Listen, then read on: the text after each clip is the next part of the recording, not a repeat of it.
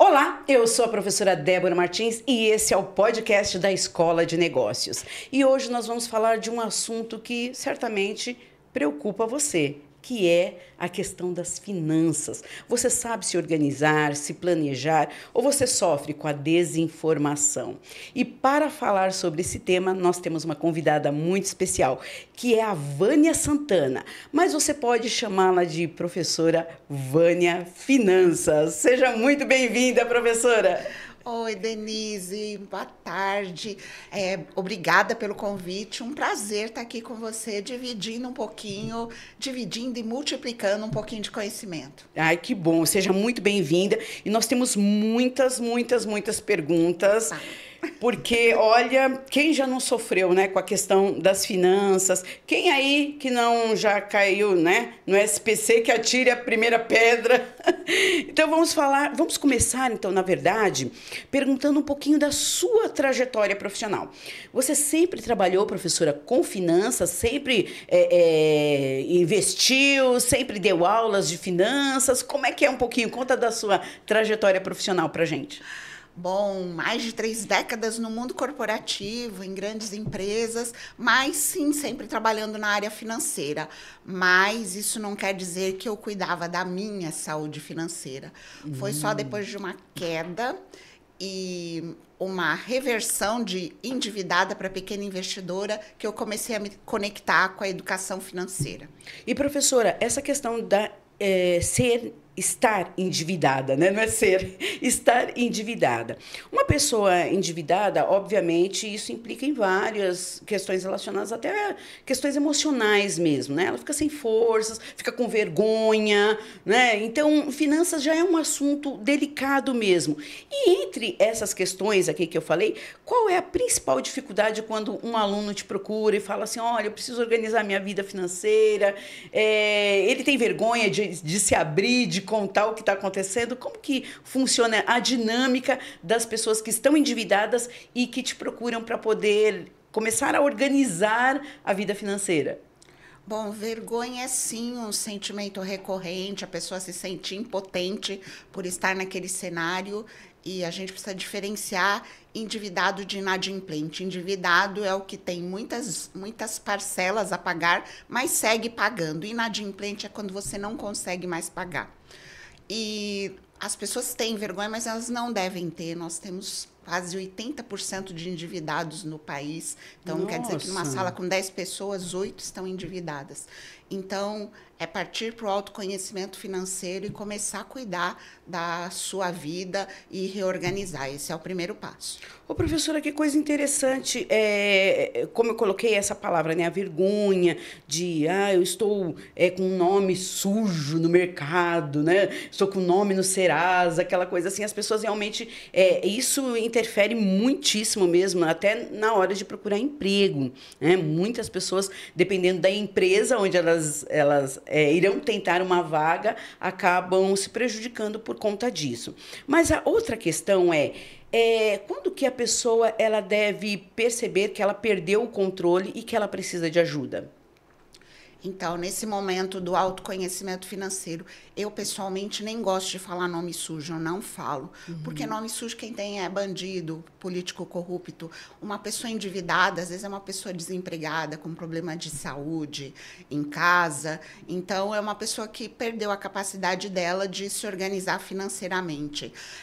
Conhecendo as suas dívidas, você pode fazer um paralelo entre a sua renda e a quantidade de parcelas que você tem a pagar. 30% já é sinal vermelho. Acima disso, você já está se encaminhando para o superendividamento, que é quando você perde a capacidade de fazer os seus pagamentos sem comprometer o seu sustento, a sua necessidade básica. Ah, sim. E, professora, quando as pessoas ficam nessa situação, perdi o controle total, por onde ela deve começar? Ela sabe que não tem mais aonde tirar dinheiro, não tem mais parente para pedir, não tem mais meios de conseguir. Como que ela pode começar? Qual que é a luz? Ela começa negociando, começa pedindo dinheiro emprestado para pagar dívida e acaba cometendo outros erros? Como que é essa dinâmica?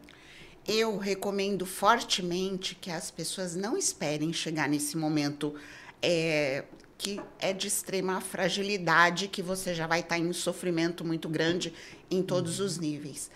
A desorganização financeira dá sinais. Então, é como a saúde. Você não vai esperar ter que ir para um pronto-socorro para cuidar de uma doença grave.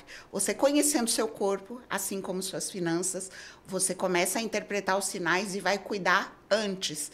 Preferencialmente, medicina financeira preventiva. Isso, medicina financeira, adorei. E outra questão, professora, aqui, ó.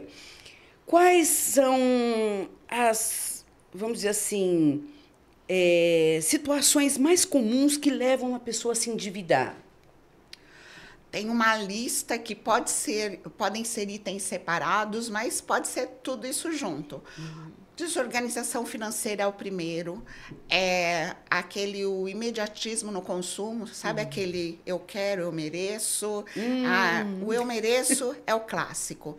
Desemprego, doença em família, queda da renda, às vezes são 2, 3 pessoas que trabalham em casa, uma perde o emprego, já causa a instabilidade.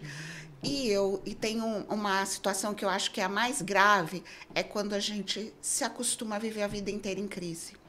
Não é natural viver em situação de crise. Crise precisa ter começo, meio e fim.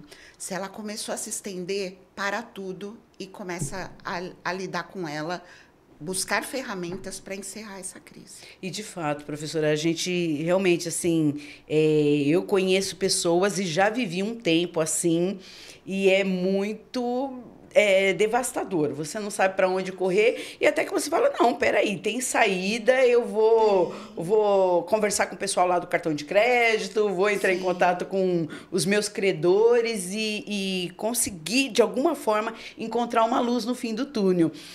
Mas eu conheço pessoas que vivem assim, parece que é uma coisa que não tem fim. Naturalizou. E aí se acostuma a viver desse jeito sempre. E que é um horror, né? Porque você trouxe em alguns momentos... Saúde mental é um horror.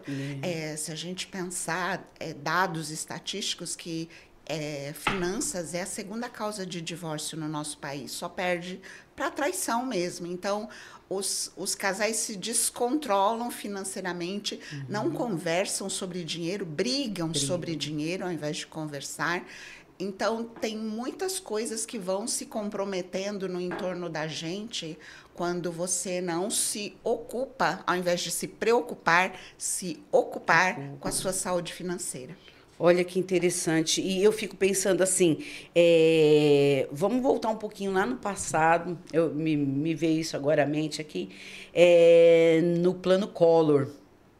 Eu lembro que eu era criança no Plano Collor e eu lembro do meu pai comentando com a minha mãe que as pessoas estavam se suicidando, que foi uma coisa assim devastadora, né? As pessoas ficaram com dinheiro preso no banco, não podiam fazer nenhum negócio. Quem tinha que casar não ia casar, quem tinha que comprar imóvel partilhar entre os familiares. E foi realmente um Deus nos acuda aquela época, né? E até hoje existem resquícios disso, né?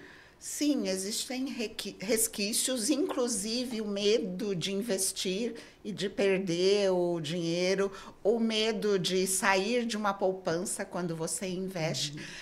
São cicatrizes que ficam, mas graças a Deus, quando a gente observa historicamente o Brasil, a época do plano cruzado já do choque Collor, né? Já tem mais de 30 anos. Eu acho que a economia do país aprendeu como um todo e as pessoas, aos poucos, também estão se conectando com a educação financeira e eu espero que cada vez mais se conectem para que realmente... Eu sempre falo sobre vida digna.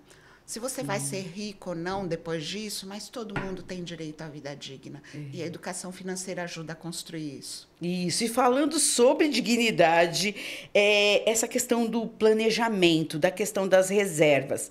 Então, como que eu começo a reservar meu dinheiro? Então, nós estamos agora, no final do ano, esse podcast está sendo gravado no mês de dezembro, e temos a entrada do 13º. Algumas pessoas tiram férias nesse período.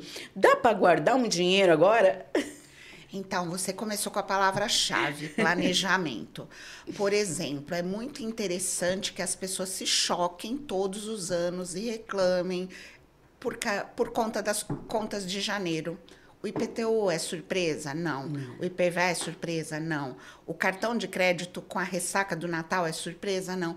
Nenhum item, matrícula das crianças, enfim, nenhum desses itens é surpresa. Então, por que nós não nos preparamos para ele? Então, a gente vai repetindo padrões históricos, e aqui eu também não me conecto com escassez. Não pode gastar, não pode comprar um presente. Deixa uma parte, pega o dinheiro adicional, que é o 13º para quem tem, né, empreendedor. Isso. Não, embora o empreendedor possa construir o seu 13º. Mas, enfim, separe ali. Olha, essa parte é para presentes. Isso não quer dizer que você vai comprar um carro para cada um. Então, respeite a sua cota. Essa parte é para investir, essa parte é para as contas de janeiro.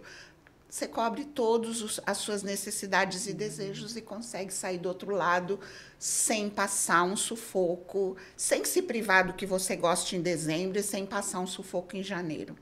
Tendo cautela, organização é fundamental. Planejamento. E não se perder no imediatismo, né? Eu quero agora, eu mereço. Mimimei. E se eu morrer amanhã, daí amanhã acorda Vivinho da Silva e endividado.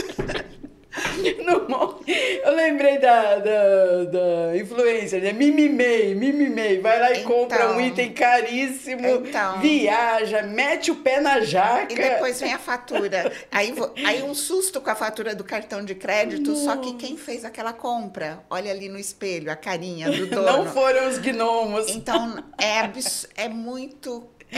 curioso as pessoas se assustarem com a fatura do cartão de crédito. Eu que gastei, como é que eu vou me assustar? Então, inclusive, ter um teto mensal para o seu cartão de crédito, por mês eu vou gastar R$500. Falta 3 dias para virada. Eu já gastei 480, guardo o cartão até virar. E pronto. Muita compra por impulso, né, professora? Eu quero um docinho, eu quero um docinho. E sem planejar, e sem lembrar que a fatura chega. A fatura um dia chega. Só eu mesma que vou pagar, então... É o equilíbrio. É equilíbrio, muito bom. Eu tô rindo aqui, tô morrendo de rir. Rindo de nervoso. Rindo de nervoso. Passa um filme na minha mente, assim. Eu lembro que uma coisa que aconteceu comigo foi... Eu comecei a trabalhar muito cedo.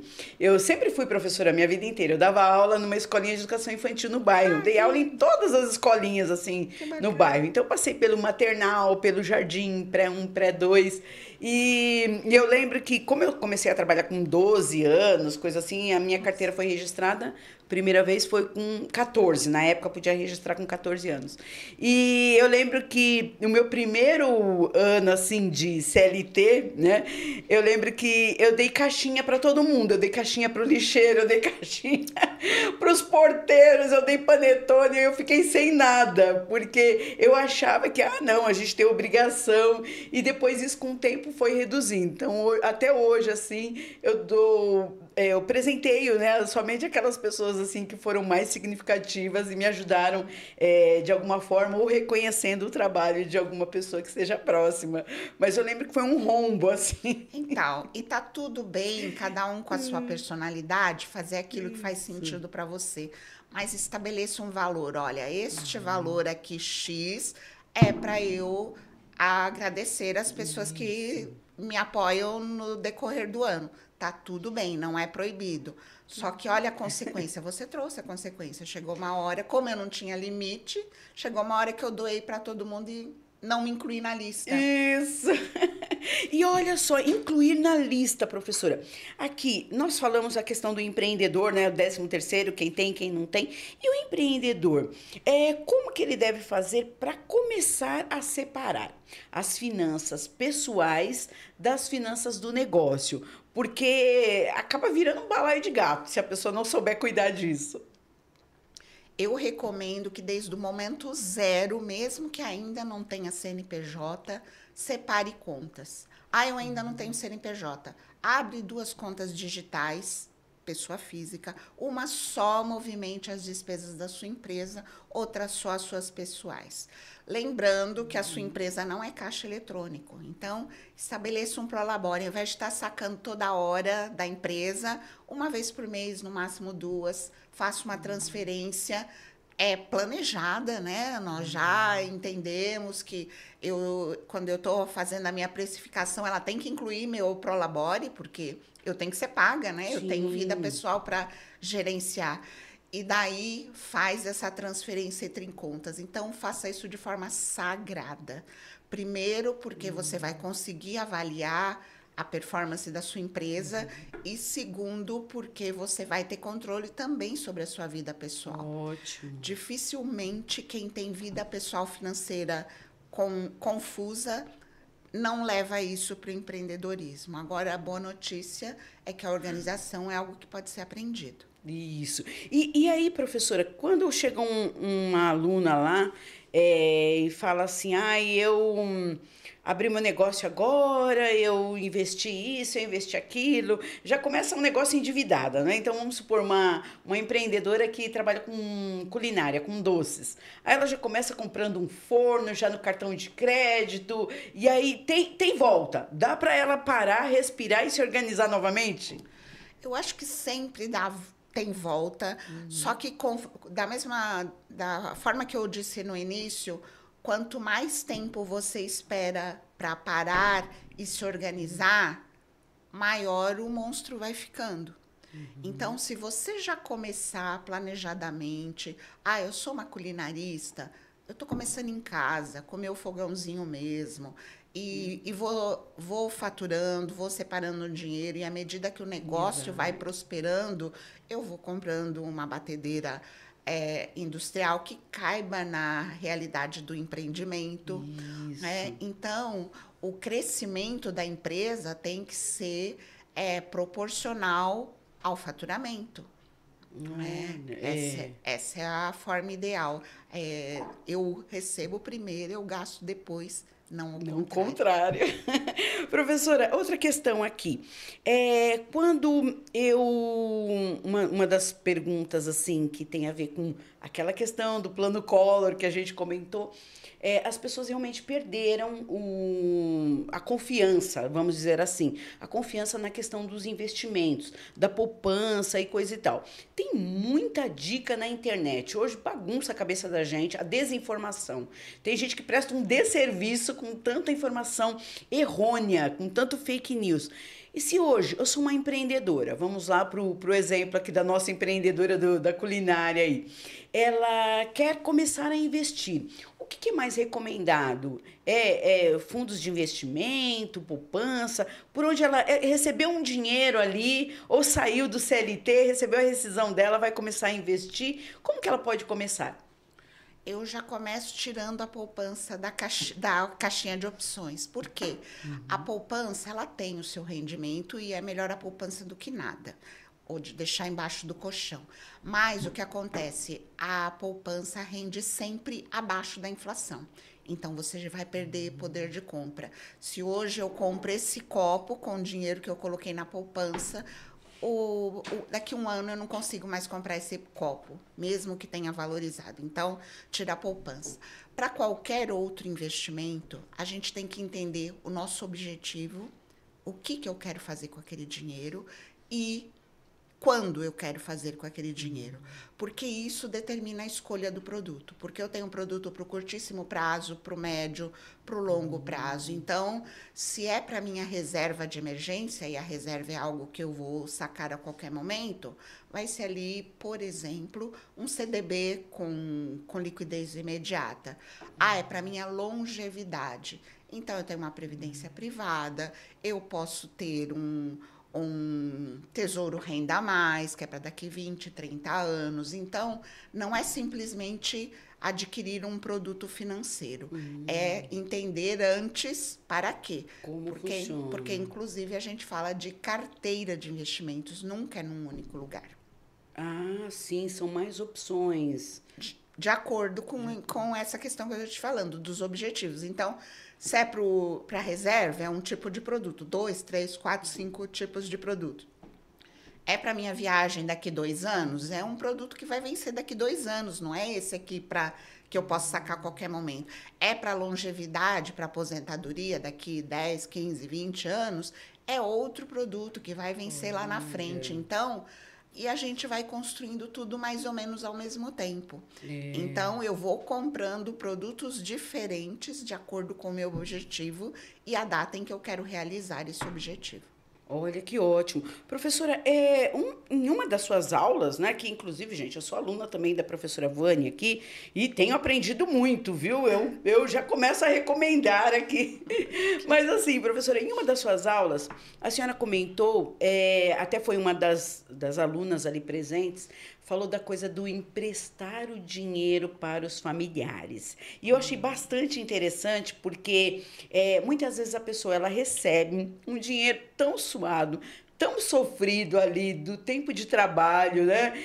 Ou então um negócio que ela fez, a venda de um imóvel, recebeu alguma herança, e é dela. E muita gente fica de olho nesse dinheiro, né? Então, assim, para uma pessoa que acaba de receber um dinheiro e não sabe o que fazer, não sabe, ainda não tem um destino certo, qual que seriam as melhores opções? Então, a primeira de todas é aprender a dizer não. Fugir do parente. Ou não fugir, encará-lo mesmo e falar, não, isso tem objetivo, esse valor está comprometido. É claro que tem situações e situações, né? A minha mãe está ali com uma necessidade e eu nem vou emprestar, né? Eu vou socorrer minha mãe. Agora, eu tenho aquele primo que não trabalha, que não estuda, que não tem um tostão guardado, que o nome está com restrição em 3 bancos, 4 lojas. Por que eu vou emprestar dinheiro para esse ser humano? É verdade. Não faz sentido. A gente tem que entender quais nãos e lembrando que o não para o outro é um sim para nós. É o sim, esse dinheiro que a gente conquistou não caiu do céu, ele foi conquistado. Então, a gente também tem que ter esse respeito pelo nosso dinheiro e pelos esforços que nós fizemos para conquistá-lo. Sempre tem alguém de olho ali, querendo uma fatia e perguntando e achando um problema. E outro dia, eu assisti uma entrevista de uma psicóloga e ela criou ali um método de guardar dinheiro, um método de poupar para lidar com essas situações imediatas, né? Do eu mereço. E ela falou assim, cria um envelope chamado Meu Pai. Então, você coloca ali um dinheirinho no envelope Meu Pai, e aí quando você tem alguma coisa que você quer sair, uma extravagância, alguma coisa, deixa eu pedir pro meu pai. Então, você vai lá no envelope do seu pai, mas pensa bem que aquele envelope do pai é só para assuntos urgentes, assim, deixa eu pedir pro meu pai. Então, e ela contando, assim, eu achei sensacional essas ideias. E existe, professora, assim, alguns métodos, algumas dicas, coisas simples que a gente pode fazer para ir driblando essa nossa ansiedade, essa nossa vontade de gastar, principalmente agora no final do ano?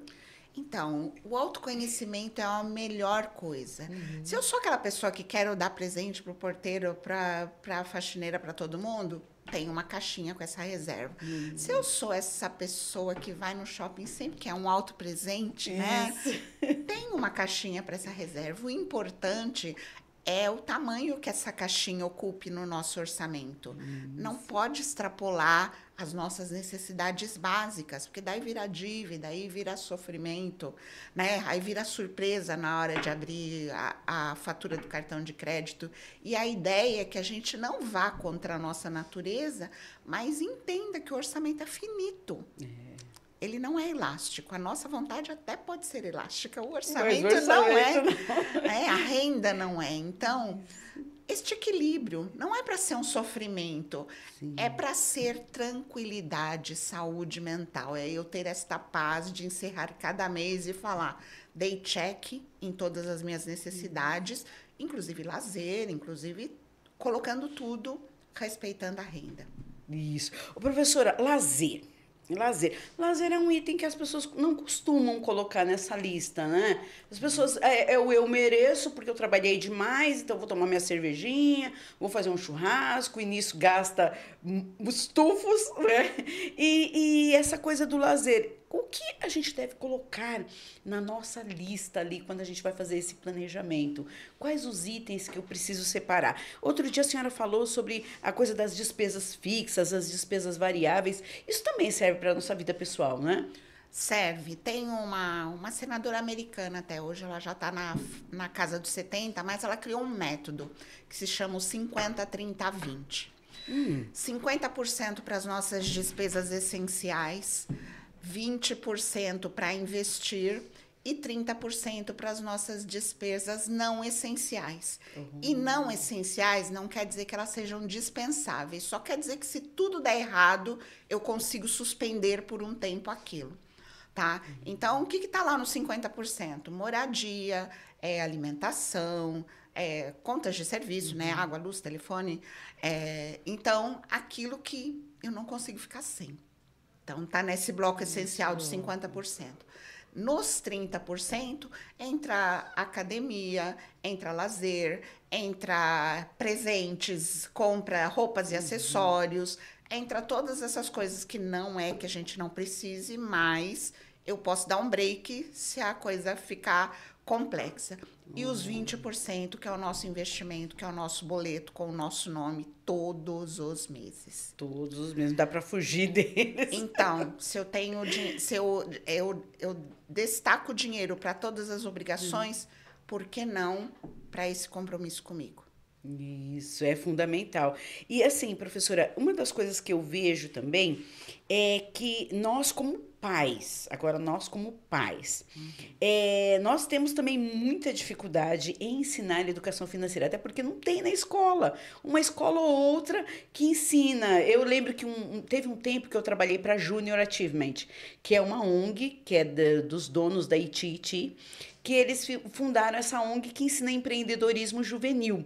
E durante muito tempo eu fui em escolas como voluntária, dei a aula ali da cartilha, tudo, mas sempre focado naquela coisa da criança ser camelô, né? A criança compra bala por 10 centavos, vende por 30, e era aquela coisa assim. E não era uma coisa, digamos assim, para a nossa realidade do Brasil, não era uma coisa muito estruturada, que levava em conta todas essas questões, né? Das despesas, do investimento, de como fazer o meu negócio respirar. E era um programa muito interessante, tinha várias lições muito boas em termos de empreendedorismo, mas a parte de finanças era uma coisa que eu batia muito um pé com a criançada, né? Eu falava assim, gente, mas vocês devem fazer a conta, será que vocês estão calculando aí as horas, né? Porque a hora que você está no farol vendendo bala, você poderia estar fazendo a lição de casa da escola. E deveria, né? Sendo produtivo. Então, eu vejo muito isso, assim. Nós, inclusive, temos essa dificuldade. Em vários projetos, nós identificamos questões relacionadas a planejamento financeiro para crianças, educação financeira para crianças, e nós, enquanto pais, também, né? A gente gosta muito de dar, né? E cobra muito pouco. Ou, às vezes, quando a gente dá muito, a gente joga na cara. A gente não tem um equilíbrio, né? Então, assim, os pais, qual que é a dica que a gente pode dar para os pais para que a gente possa se organizar mais e saber explicar melhor sobre finanças para a criançada? Então, o primeiro ponto aí é idade. Quando começo? Quando começa a pedir. Eu quero o brinquedo, eu quero a bala, eu quero a bolacha no supermercado. Para comer. É claro que você não vai passar um tratado para uma criança de 3, Sim. 4 anos, mas você já vai colocando inputs de o dinheiro não cai do céu, a gente trabalha para conseguir. Se a gente trabalha, a gente não pode ter tudo agora. A outra coisa fundamental, exemplo. Da onde as crianças tiram de mamãe, passa o cartão? Somos nós que falamos. Isso. Não tenho dinheiro agora, vou passar o cartão. Eles acham que o cartão é infinito. Mas somos nós que falamos isso, ensinamos para ele. Então, quais são os comportamentos dos adultos? O papai e a mamãe vivem endividado. O papai e a mamãe vivem falando que a conta está no vermelho. Aí começa naquele lugar de é assim mesmo. A gente só compra aquela coisa, não se consegue nada sem um boleto. É mentira. Essa é uma crença limitante. E a criança cresce com esse pensamento. Então, né? desde cedo, em casa, desde cedo e sempre. É claro que a escola tem que estar junto, já é lei isso há muitos anos, mas a educação ainda está patinando na forma de abordar para além do camelô. A gente tem que entender sobre trabalho versus consumo, né? Para consumir e não ser consumista. O marketing, né? Hoje o marketing é selvagem. Né? Você olha, pisca o olho na frente de um tênis, o tênis te persegue o resto da vida. É verdade. Né? Então, o estímulo ao consumo é muito grande. Então, conversar, falar. A história que eu falei dos casais de falar sobre dinheiro é falar com as crianças sobre Também dinheiro. se aplica. Vamos planejar as férias juntos. Se a gente vai sair em julho, a partir de hoje a gente vai ter 10% menos guloseima, porque nós estamos poupando para nossas férias. Então, cada um no seu quadrado vai contribuir para aquelas férias acontecerem. Então, são várias pequenas ações totalmente possíveis e que a gente vai introduzindo o conceito de educação financeira para as crianças, sem que seja uma coisa, vamos ter uma aula sobre educação financeira. Sem colocar muito, vamos dizer assim, sem deixar a criança muito traumatizada. Sim, não é para traumatizar. Não é para traumatizar. Educação financeira é para ser uma forma de vida confortável, vida segura.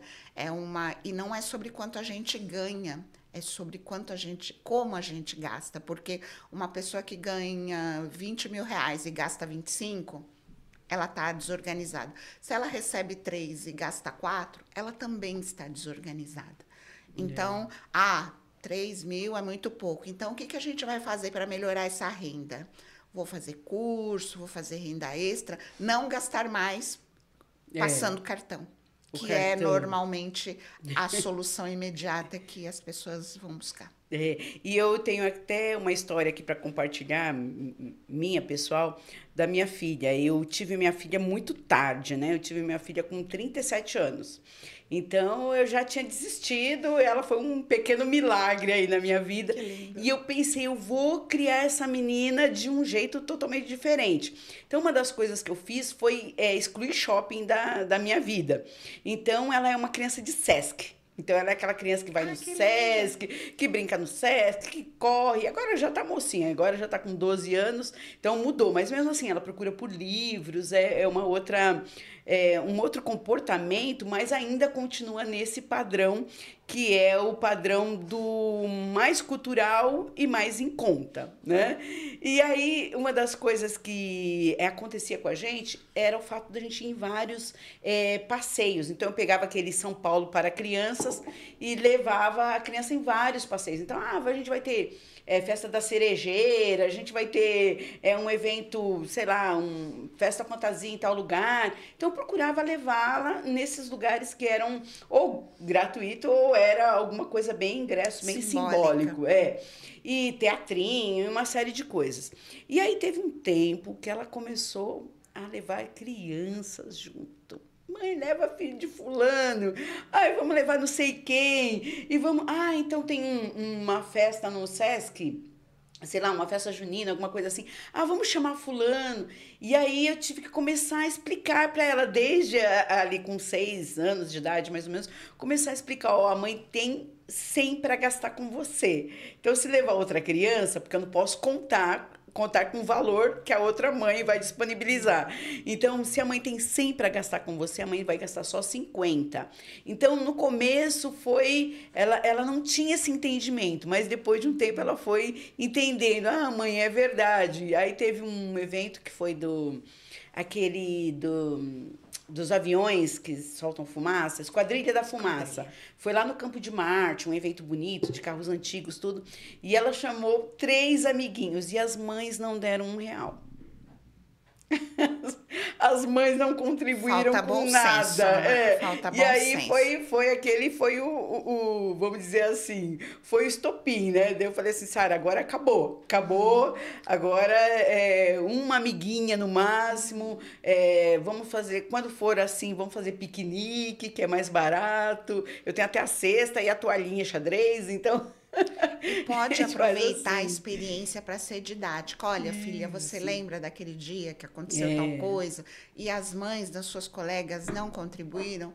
Ficou pesado para a mamãe. Você deixou de ter alguma coisa que você poderia ter tido em outra circunstância. Então, também aproveitar as experiências que não deram certo em algum lugar para usar de forma didática. Então, tem Isso. muitas formas de abordar e ter bons resultados e criar cidadãos financeiramente educados, e isso é essencial, Mais gente. saudáveis, né, professora? Porque senão é isso mesmo, depois cresce totalmente desestruturado e leva isso para a vida. Acha que isso é uma É o realidade, acha que normal. isso é o E normal. você trouxe um fator aí nessa sua narrativa super importante na linha lazer.